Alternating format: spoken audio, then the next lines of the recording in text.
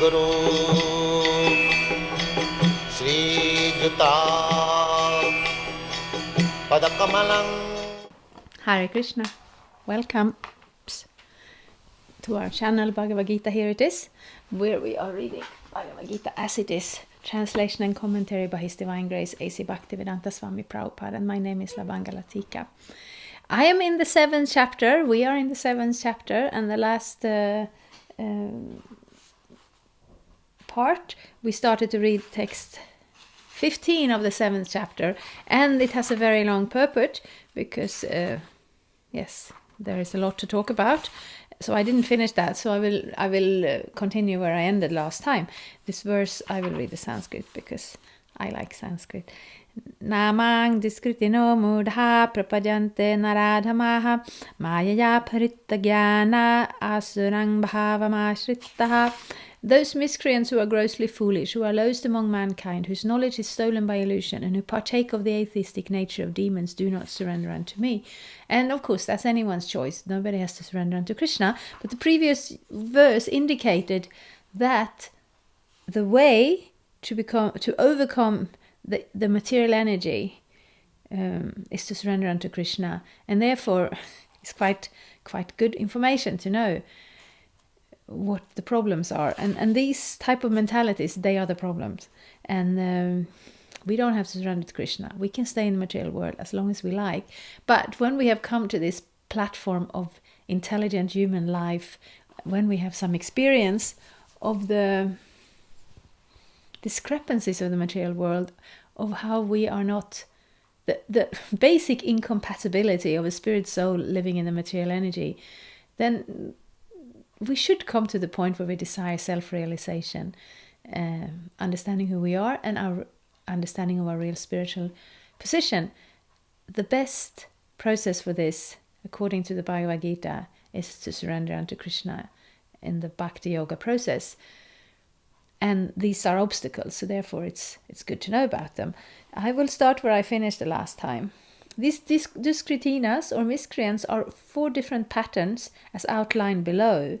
The mudhas are those who are grossly foolish, like hard-working beasts of burden. They want to enjoy the fruits of their labor by themselves, and so do not want to part with them for the supreme. The typical example of the beast of burden is the ass. That's the donkey, right? This humble beast is made to work very hard by his master. The ass does not really know for whom he works so hard day and night. He remains satisfied by filling his stomach with a bundle of grass, sleeping for a while under fear of being beaten by his master, and satisfying his sex appetite at the risk of being repeatedly kicked by the opposite party. The ass sings poetry and philosophy sometimes, but this braying sound only disturbs others. This is the position of the foolish fruity worker who does not know for whom he should work. He does not know that karma, action, is meant for yagya, sacrifice. So, if you've been to India, maybe other places also, but there you see the donkeys, they load them with really heavy burdens. You see this tiny little animal and then a big pile of laundry or something. And obviously, they don't get paid. They get to eat some grass. And in the wild, you can also eat grass. You don't have to do a lot of hard work in order to eat grass. So that's the mentality of the fruity workers. And we encounter that sometimes. Not so much anymore, but I used to go out and bring these books out on the walking streets or the parking lots and approach people and try to interest them in. Maybe you would like your own Bhagavad-gita.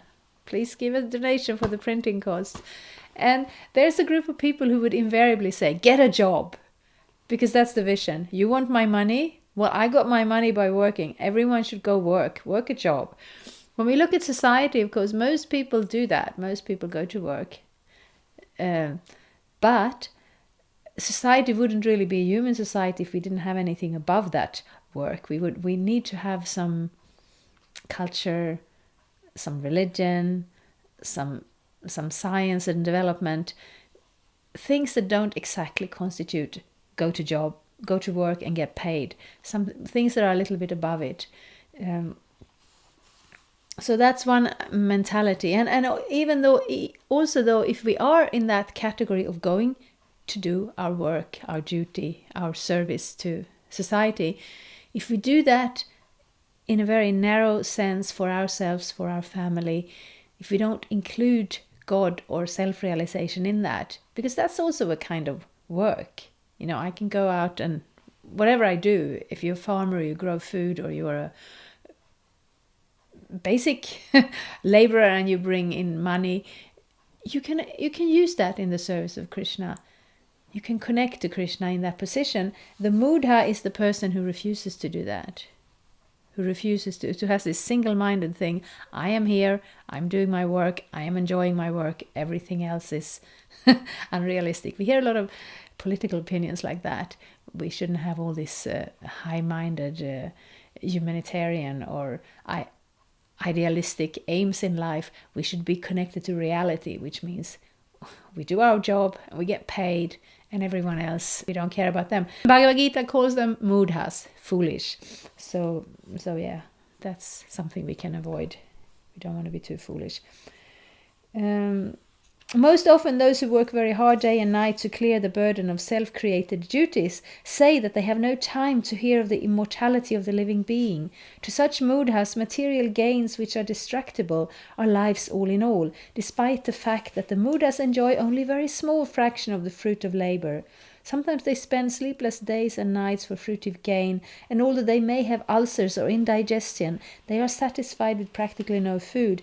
They are simply absorbed in working hard day and night for the benefit of illusory masters. Ignorant of the real master, the foolish workers waste their very valuable time serving mammon. Unfortunately, they never surrender to the supreme master of all masters, nor do they take time to hear of him from the proper sources. The swine who eat the night soil do not care to accept sweetmeats made of sugar and ghee. Similarly, the foolish worker will untiringly continue to hear of the sense-enjoyable tidings of the flickering mundane world, but will have very little time to hear about the eternal living force that moves the material world. So yes, we are not, Krishna is not demanding anything beyond our abilities. But whatever we do, the work we do, the things we hear and enjoy in this world, connected with Krishna. It is the insistence that the refusal to connect it to Krishna that is the problem. The problem is not if we work hard or if we may not be, very philosophically minded. Everybody cannot be, philosophical leader of society. But everyone can connect in whatever position in life. We can connect our work, our time, our hearing to Krishna. This is possible. So yes, Krishna says, don't be a mudha, don't be foolish. 2. Another class of duskriti or miscreant is called the naradhama, or the lowest of mankind. Nara means human being and adhama means the lowest. Out of the 8,400,000 different species of living beings, there are 400,000 human species. Out of these, there are numerous lower forms of human life that are mostly uncivilized. The civilized human beings are those who have regulative principles of social, political, and religious life. Those who are socially and politically developed, but who have no religious principles, must be considered naradhama. Nor is religion without God religion, because the purpose of following religious principles is to know the supreme truth and man's relationship with him. In the Gita, the personality of Godhead clearly states that there is no authority above him and that he is the supreme truth. The civilized form of human life is meant for man's reviving the lost consciousness of his eternal relation with the supreme truth, the personality of Godhead, Sri Krishna, who is all-powerful. Whoever loses this chance is classified as naradhama. We get information from revealed scriptures that when the baby is in the mother's womb, an extremely uncomfortable situation, he prays to God for deliverance and promises to worship him alone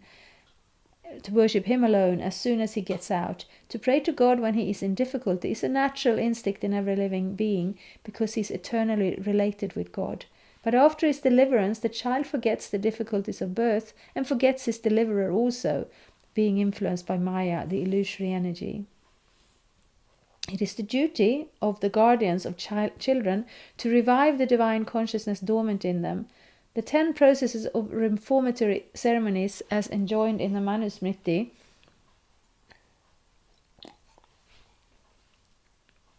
which is the guide to religious principles, are meant for reviving God consciousness in the system of Varnashram.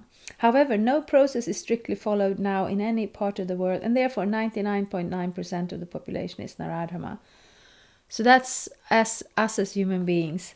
We have the opportunity to revive God. But if we create a society, which we kind of, that's what we have done. We have created a society that puts the focus on material things. We want to create a situation where people can live more or less uncomplicated ways. And we have some laws that we can't break. And we have some things that we have to live up to in society. But the spiritual side of things is largely forgotten, is largely ignored. And what it says here is that those who are responsible in society should give this opportunity, that if people, how do I want to say this, to take to the process of self-realization and God consciousness, that is a voluntary thing that you have to do out of your own motivation. But to create a society where you make this accessible, where you don't create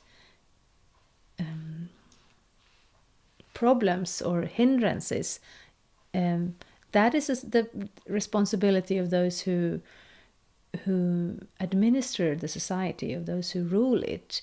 And today we don't have that. We don't want to be controlled in a religious sense. Of course, we see very bad examples. We see some theocracies which are nothing but dictatorships, that people are treated really very, very bad.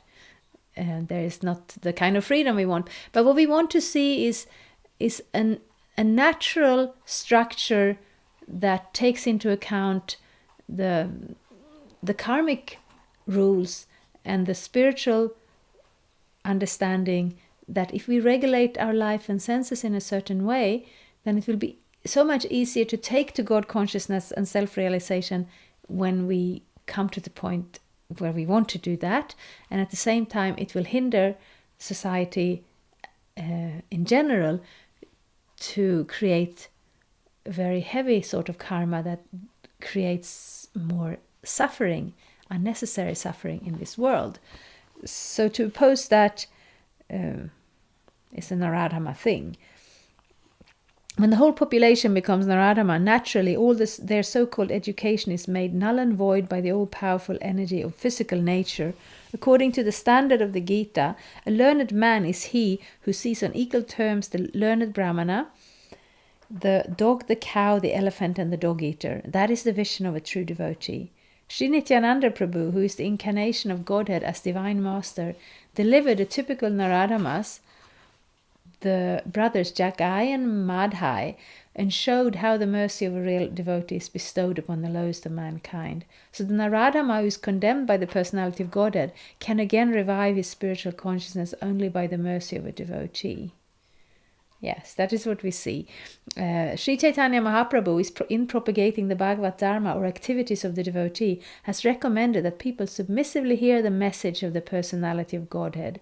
The essence of this message is Bhagavad-gita.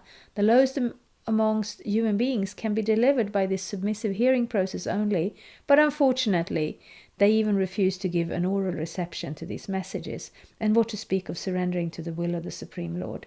Naradharmas, or the lowest of mankind, will fully neglect the prime duty of the human beings. So, Krishna has given us a lot of free will. He has given us this material world, and we can stay here as long as we like. We can try out so many things. We can have we take birth over and over, different countries, different planets, different life forms. And even as human beings, when we look around, there are so many different ways of being a human being. So that scope is there for us. But the most important thing in this world is actually the possibility to get out of it. It's the possibility to regain our eternal spiritual nature, and in that way realize our ultimate identity in relationship to the Supreme Lord. And if we create a structure or a situation in this world that hampers that ability for people in general, then that is a big problem. And that is the Naradama way of life. We don't just want to criticize people. It's not a thing of, we have this religion and people who don't have this religion, they are really bad and low. That's not the point. The point is, if we want to be pragmatic in this world, we need to know what is the situation, what is the objective, and what are the obstacles. And this mentality described in this verse in the Bhagavad-gita, that's the main obstacle. So it's not about condemning people right and left. It is about looking into our own lives, into our own hearts, basically, and seeing, okay, I'm a human being. I am at this point of time. I'm at that point in my life where I see that self-realization and spiritual realization. I want to put some priority on that. So therefore, this Naradam, this what you call them, Duskritinas, these traits, when I see them in my own life, then I know, okay, this is maybe something I don't want to keep. Yes, I haven't finished the purport this time either, so I will finish here, and next time we will come back to it. And thank you so much. Please look in the box below for all sorts of useful links, and if you have any question or comments, there is lots of space for it in the comment field below. Thank you so much. Hare Krishna. Thank you for watching. We aim for updates every Tuesday and Friday. Please come back. If you have any questions or comments, please leave them down there. We also have some links and information for you. And there is, of course, the subscribe button. Thank you. Hare Krishna. I'm a Hare Krishna, and I approve this message. Subscribe. Hare Krishna, Krishna Krishna,